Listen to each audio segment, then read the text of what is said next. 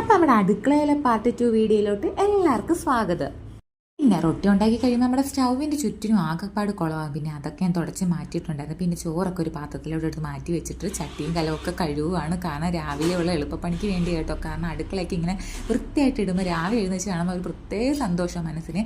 ഈ പപ്പരയ്ക്കൊക്കെ ഇവിടെ വെച്ചേക്കുന്നത് രാവിലെ ആകുമ്പോൾ പെട്ടെന്ന് തന്നെ എടുത്ത് തോരനൊക്കെ വയ്ക്കാൻ വേണ്ടിയേ ഈ ചട്ടിയും കലമൊക്കെ അകത്ത് തന്നെ വെക്കുന്നത്. കാരണം രാവിലെ എഴുന്നേൽക്കുമ്പോൾ എപ്പോഴും മഴയല്ല, അപ്പോൾ അതാണ് എളുപ്പത്തിന് എടുക്കാൻ വേണ്ടിയാണ്. പിന്നെ നിങ്ങളെല്ലാവരും ഈ കലത്തിൽ ഇച്ചിരി ചോറൊക്കെ ഇട്ട് വെക്കത്തില്ലേ, അതേപോലെ കലമൊക്കെ കഴുകിച്ചിട്ട് ഞാൻ പാത്രത്തിലാക്കിയാണ് ചോറ് വെക്കുന്നത്. നല്ല ആസ്വദിച്ച് ഫുഡൊക്കെ കഴിച്ചുകൊണ്ടിരുന്നപ്പോൾ 8ൻ്റെ പണിയായിട്ട് ചേട്ടൻ വന്നത്. സമയം ഇപ്പോൾ 8:13 ആയിട്ടുണ്ട്. ചേട്ടൻ പണിയും കഴിഞ്ഞപ്പോൾ മത്തി വാങ്ങിക്കൊണ്ട് വന്നായിരുന്നു. അപ്പം ഞാൻ വിചാരിച്ചു എന്നാൽ കറി വെച്ച് വെക്കാം. കാരണം ചേട്ടൻ രാവിലെ ചോറ് കൊണ്ടുപോകണമെന്ന് പറഞ്ഞ് എനിക്ക് പിന്നെ മോർണിംഗ് ഡ്യൂട്ടി എല്ലാം കൂടി രാവിലെ ചെയ്യാൻ പറ്റത്തില്ല.